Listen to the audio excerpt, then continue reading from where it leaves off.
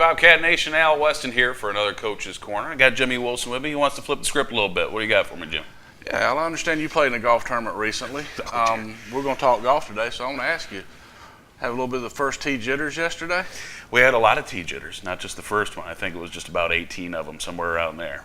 But we played with Coach Barsby, the tennis coach, and Gretchen Krumdick, the new volleyball coach. And then she carried us, of course, for most of the day. And then Rod Kelly joined us from over in HR about halfway through the day. And I'm proud to say that we did use my ball on at least more than one occasion. Well, I understand Gretchen got hit from the ladies' tee, so she did have a distinct advantage off the tee. So you probably used your tee ball quite a bit yesterday. We used hers sometimes. Of course, Barsby is very long off the tee, as you well know, so we used his a bunch as well. But yeah, we had a nice little. It was the Chamber of Commerce. Chamber of Commerce, that's what it was. Yeah. I apologize right off the bat there, but yeah, it was a great event. It was a lot of fun, and got out there on the Milledgeville Country Club. Bought myself a hat out there. I mean, we had some fun. So do we win? I had to go because my son. I had to go pick him up. So we didn't. We were one over, I think. It's not good for a scramble score. Okay. As I'm sure you are well aware, and the folks at home as well. So, yeah, Barsby did his best to carry us. If you see him in the office, he's probably icing his back from that weight that he yanked around for 18 holes yesterday. But yeah, we had a good time, and it was nice weather. How's that? Well, he told me it was the first time he'd played in a four-person scramble and actually shot over par. So yeah, I don't think he was real pleased with the outcome. It's probably not his best effort. It may have been one of my better efforts, but that's just because I'm terrible at the game of golf. I'm okay talking about it with you, but actually playing it, not so good. No, I asked you that because when the guys get to the first tee, there's always those first tee jitters. Yeah. And I'm trying we started on 12, and my first drive, it was one of my better drives of the day.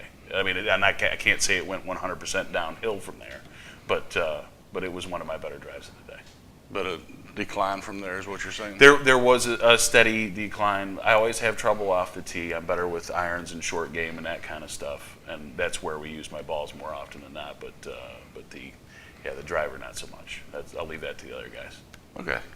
Unfortunately, when I actually play the game of golf, I have to play my own ball, and that is where the difficulty then lies, and makes a longer day for me. Yeah, it can be frustrating at times. Yeah, a little bit. Well, speaking of frustration, let's talk a little beach belt tournament. What do you say? Yeah, let's go for it. Okay.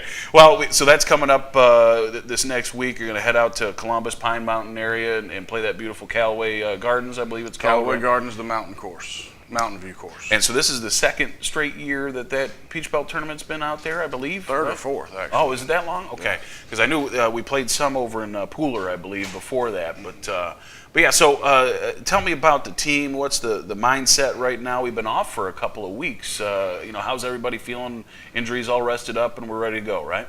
Well, we had one of our starters from last year that broke his leg this summer, and he's going through a medical redshirt this year. Had a freshman that stepped in the lineup the first term of the spring, played great. Had a car wreck, suffered a concussion, and has only been cleared to start practicing for probably 2 weeks now. So, we're down 2 players, but the guys we got going are very capable. We got 4 guys that played last year at the national championship, and junior Brian Fox, who was our low medalist at the Lander tournament the last time we played. Yep. So you got 3 All-Americans on this roster with Ryan Trocchio and Taylor Smith and Pat Garrett. These are guys that you've counted on for leadership a good chunk of this year. I know Taylor in particular has been playing pretty consistent for you this year, and he's always kind of been a rock for you. You know what you're going to get out of Taylor, tournament in, tournament out, don't you? Yeah. Taylor has been our most solid performer this year. Stroke average a little over 73. Patrick, our other senior, has struggled somewhat, as has Ryan. The year hasn't gone exactly as we had it scripted out, but we met yesterday, and I told him that the season starts over this weekend at Callaway. Yeah, absolutely. And you mentioned Brian Fox, a transfer from Division I, Georgia State, Georgia right? State. Okay, Yes. so come down from Atlanta to play some golf for Georgia College, a Roswell kid, and tell me a little bit about Fox. He played in a couple of tournaments last year, but he's really kind of emerged as a pretty decent threat for you this year, hasn't he? Ryan, if he's not the most gifted player we've got, he's one of the most gifted players we've got. Brian has, again, I think like the rest of the team, fought within himself about the expectations he has on what he feels like he should be doing. And he has settled down the last 3 or 4 events, and he's been solid all along. But these last 3 or 4 events, he's had his best tournaments since he's come here. Very good, very good. Well, Victor Monte, you mentioned the other returner from that national finalist squad a year ago. What does Victor bring to the table, both on the course and off for you? Victor's a very solid number 5 player. Probably every team in the conference would like to have somebody that solid in the 5-hole. Sure. Victor's going to give you, one really good round per tournament, and he's going to chip in other places. With a 5th man, you're not really expecting his score to count every round, but you are looking for him to step up when somebody else may falter. And Victor's done a good job of that. Stroke average just under 75. Played every event for us this year. Yep. And, I'm expecting good things out of everybody this weekend. I think that, we've been off long enough. We've let the frustration subside, hopefully. And, as we talked about, it's a fresh start. The slate's wiped clean. This year's a little bit different than some years past. We're not going in as the hunted. We're going in as the hunter. Mm-hmm. Now, the finish that you had the last season was so strong, and so many of these guys coming back, and then you have a little bit of adversity, of course, with David Robinson getting injured over the summer. But David Sullivan. Sullivan, I'm sorry. I wish we had David Robinson. Robinson. I wish he still had David Robinson. He's in the David Hall Sullivan's of a very Fame solid here. player, too. So David Sullivan getting injured. I apologize, David. But, so the adversity and to be able to respond to that. Since golf is such a game that plays with the gray matter a good considerable amount, how have the guys responded to that? I mean, was this time off a necessity for you guys going into the postseason? I think it was fortunate. Our regular season schedule was set with our conference tournament being scheduled for, I think, April 6th and 7th. The conference was able to move the tournament back 2 weeks, which we as coaches had asked for, so we wouldn't have such a layoff between our conference tournament and the regional tournament. Right. But it wasn't moved until everybody had their regular season set. So, yeah, we've been off since March 25th, I think. Again, just time to have some downtime and regroup and, come back strong. Do some caddying during Masters Week and things like that, right? Yeah, we had some kids that, when they weren't in class, they were caddying up there. Again, that's to me, that's a learning experience for them, because they're able to watch the guys that they're caddying for and see their emotion run up and down, and hopefully can learn from that and realize that we got to stay on an even keel. We talk about that all the time. Now, we talked about coaching golf in the past and how much you have to work on a kid.